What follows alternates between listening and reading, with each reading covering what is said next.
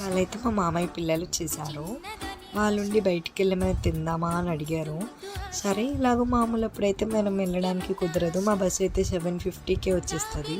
So కొన్ని days అయితే తింటా, లేకపోతే అట్లానే వెళ్ళిపోతాను.